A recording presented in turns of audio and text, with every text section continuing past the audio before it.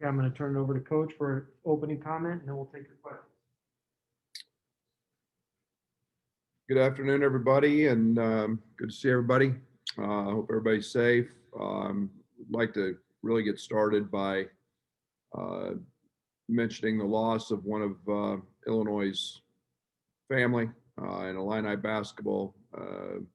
Jimmy was obviously a guy that was a very popular figure, a part of our family, well respected in so many circles.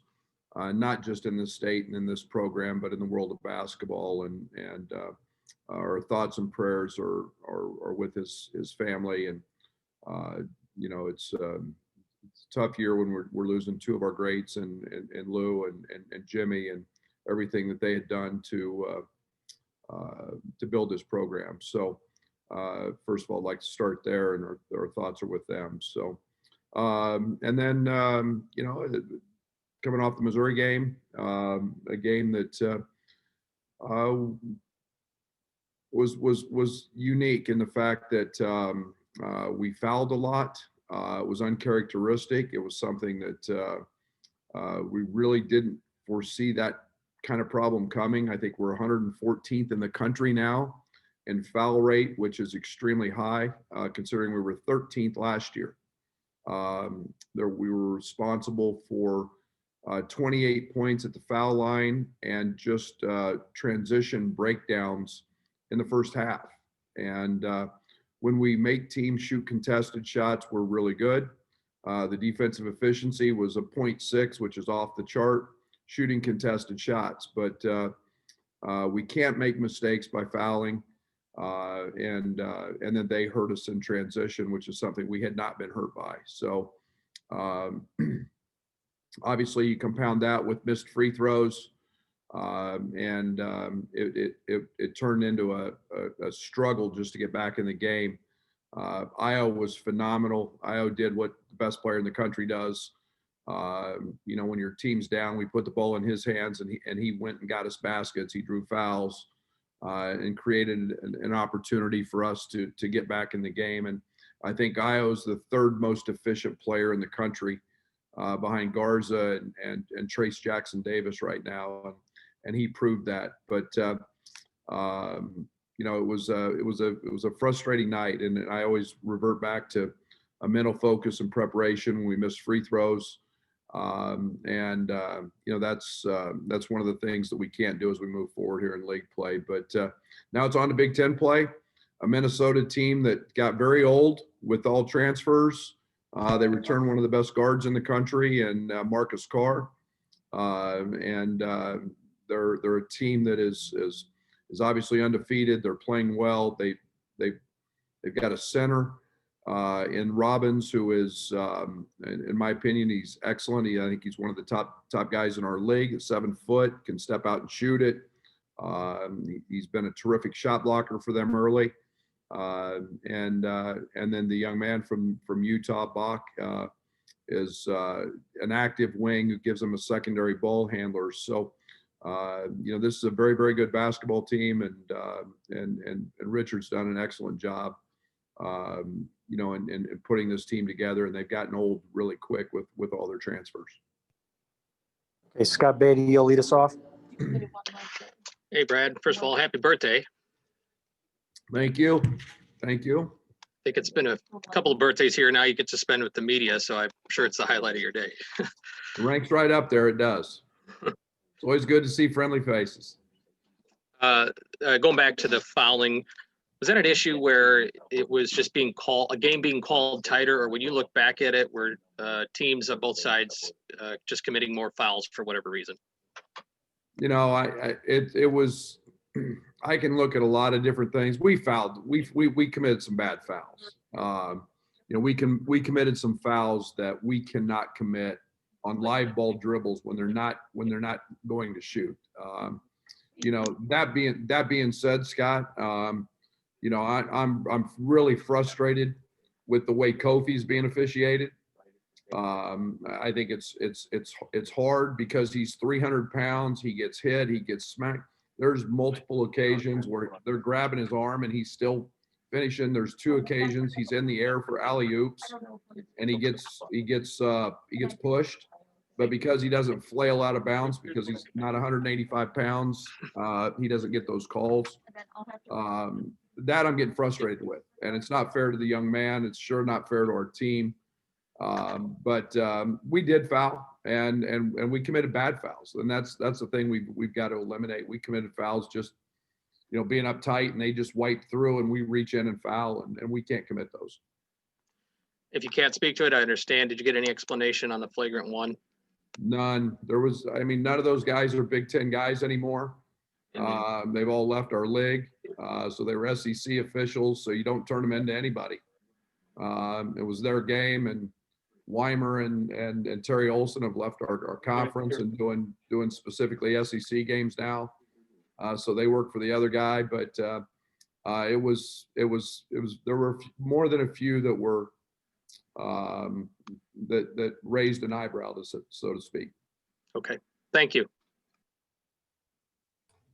Hey, Coach, going into the non-conference, you talked about wanting to find out how your team would be exposed by other teams. Maybe not weaknesses, but what have you learned about your team that you really need to work on based on the non-conference? Yeah, we've got to be in a position, and it's one of the things we're going to get challenged with tomorrow night. Minnesota's top 15 in fouls drawn. I think that's one of the areas that we've got to shore up defensively. And there's a lot of reasons for that. We faced very, very good guards. We faced, that's the one thing we've done in this non-league. We're not going to sit back and be undefeated because we've played a soft schedule. We found out our warts. We found out who we are. We played, 3 of the best teams in the country, in my opinion, and maybe 4 with Ohio. So we faced great guards. We faced legit size. And I think it's now just, starting to fine tune some things, and we'll continue to do that. Obviously this is a quick turnaround after the Missouri game, but at least we know we've got some things we got to work on on both ends of the court. Real quick, with the 2 freshman guards, normally freshmen, you get to throw them out there and play them, but when they join a top 10 team, how much do you balance the growing pains of freshmen being out there with, you need them to get better, but you also need to maybe go with experience? Yeah, when we've talked about that at length with our guys, and we're playing young guys. We're playing 3 of them, and 2 are seeing significant minutes, and their maturation has to happen much quicker, and yet it's that you got to expect some ups and downs, and we're living through that. They're trying to figure out what this game's all about at this level in terms of the intensity, and now seeing scouting and somebody actually scheming them, and then somebody going at them, and that was the case the other night. It was just a constant challenge that way. So they're growing up and having to learn on the fly, and in the meantime our veterans are going to have to continue to be the lead and take charge of that. Thank you. Brandon, you're up. Hey, Brad. This season, I think it's fair to say that opposing lead guards have kind of had success against you guys. After watching film a bit, what do you kind of attribute that to, and what can you guys do better to contain them? They're good guards. They're really good players. There's pros. You can guard the hell out of pros, and they're still going to make baskets. I think we've got to do some things better on the ball. I think the one thing that we've been challenged by is teams that have had secondary and even third ball handlers. We've been pretty solid, other than maybe the Ohio game, and our ball screen coverage was atrocious that game. But we've made some tweaks in that, and I think we've been better in those areas. It's sure going to get tested tomorrow because Marcus Carr is terrific. So, again, I think it's guarding the basketball better is where everything starts, especially on the defensive end. And then speaking of Carr, you guys did a really good job on him last year, limiting him to 3 of 12 shooting, but he's kind of taken a leap this year. So what have you seen from him so far? Well, his roles changed on their team. Last year he was he was kind of a secondary and third option. and they were playing differently because of the big kid and Arturo but I think that we've got to keep bodies in front of him. We've got to keep walls up around him. He's great when he gets an angle. He's shooting the ball different. He's got the ultimate never-ending dribble. They just let him dribble the ball. There's possessions he'll dribble it 15, 16, 17 times until he gets that angle. And then when you've got other good players around him, which they do, and Robbins and they shoot it and on the wing spots. So those guys are create some space for him. Scott Ritchie and then Piper. Hey, Brad. It's still obviously kind of a small sample size with just 6 games, but is there more or anything differently you would like to see from Kofi at this point? My expectation level is so high for Kofi. He has a hard time meeting it. And I think that one of the things that we keep challenging him with is out of the area rebounding, being a guy that has an extremely high motor, and doing some of those things. He's playing great. He had an inconspicuous 19 the other night, and went against one of the top defensive centers in the country in Tillman. And if he makes a few free throws the other night, we're talking about what an elite performance he has, and you don't ask that question. And I keep wanting more and more and more, and I keep pushing him. And I told him that yesterday in practice that that's how I coach. But he's playing great. And he's going to have big nights, and he's been outstanding to this point. Yes. As a follow up to Jimmy Collins, did you know him before you got to Illinois at all? Oh yeah. Yeah. We played in a tournament. I actually got to spend a good amount of time with Jimmy early when he was an assistant here with Lou. And he recruited one of my players. They recruited a young man when I was a junior college coach. He ended up going to Pittsburgh, Willie Cauley. It was Willie Cauley-Stein's dad. And was a terrific player. And Jimmy did all the recruiting. I spent a great amount of time with him then. And then we were in a tournament when he was the coach at UIC in Missoula, Montana together, and spent a good amount of time together. And then just through the coaching ranks, and recruiting and so on, we've known each other for a good amount of time. Thank you. Hey, Coach, one follow-up on Kofi. He's had some issues with his hands at times. I know we saw some of that last year. Is there anything you can do to work with him on that and kind of address that issue? Yeah, we do it every day. I mean, those are things that, we throw balls at him. I mean, and I think it's one of the things, Derek, that, we do toss back work. It's one of those things that he'll catch anything when you're in those drills. And then it's a matter of now he's seeing stuff coming at him a little differently, especially from Curbelo. And Curbelo puts the ball in different spots and in different areas. And that takes a little chemistry to get used to. And again, he's got to grab him. There's no excuse for that, but we continue to work at it. He's got really strong hands. I mean, you don't go and just knock a ball out of his hands if you're swiping at him, but it's just maybe a little preparation and concentration, especially when Curbelo has the ball. The post-Missouri stretch last year was really important for your team, and traditionally you get that week to come up for air, kind of reevaluate some things. How do you get some of that same growth? Is it possible with so many games upcoming? Well, and this week's especially challenging because we're in finals.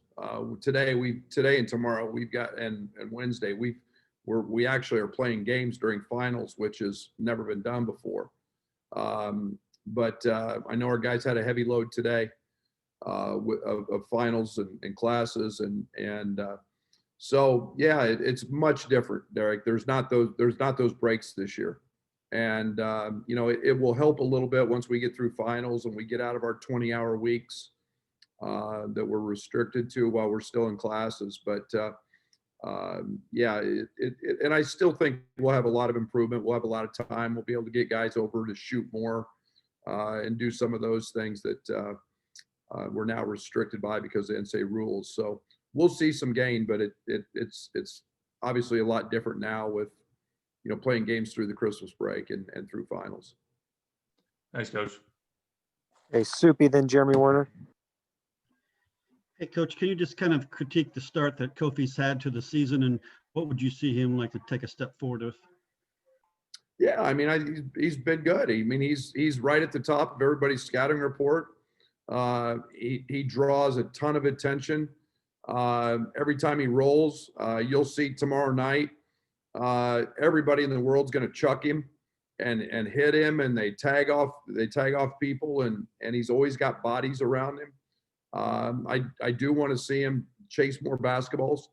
I want his motor to run faster in balls that are just going and chasing it, just going and getting it. And I think that's the next step for him. And again, it was a different off season. He's continuing to work left-handed stuff all the time. He's got much better with that. Yeah, he's made some nice improvement, and he's just drawn a ton of attention. Hey, Brad, I just had a bigger picture question. Obviously, you guys are just starting to get going with the season, but how have the players dealt with everything with COVID, the pandemic, just mentally? And what do you guys do as a staff to help them, through all of this? One, we talk about it a lot. We don't ignore it. I think that's one of the things that, we've tried to identify with. Obviously there's a lot of grave concern out there right now, Jeremy, with the young man at Florida, and what his status is. All of those guys in our locker room played AAU against him and know him. And, and everybody's concerned about whether that's a COVID related situation or not. The one thing I do think has happened, I think our group has become closer because they have to.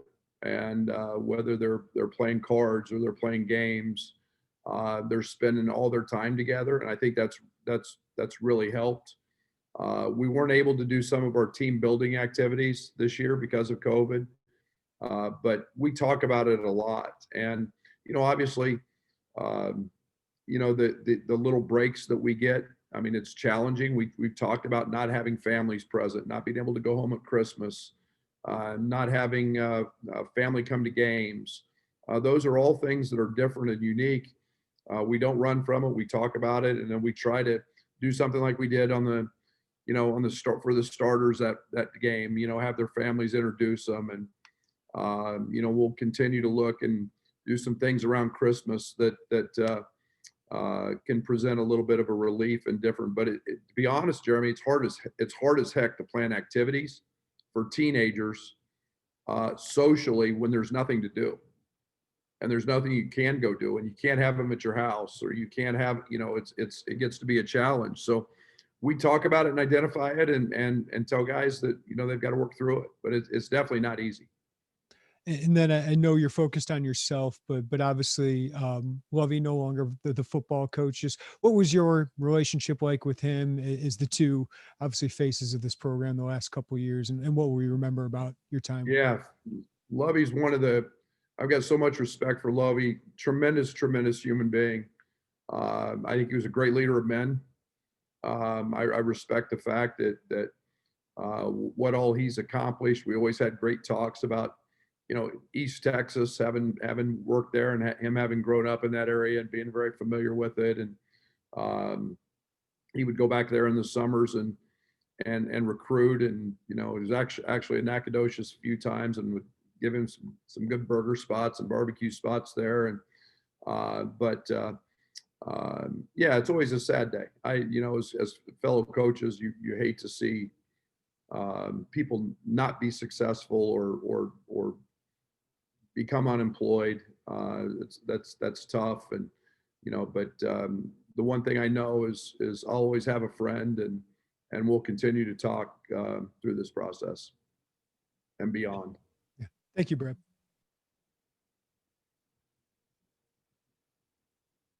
Matthew Stevens, you're up. Hey, Brad, about Carbello, as a coach, do you kind of maybe have to live with a turnover here or there because he's so elite with the ball and what he can do in transition, and you just kind of go, hey, I'll take that because he can do something that 99% of other guards maybe can't do, with the basketball in his hands?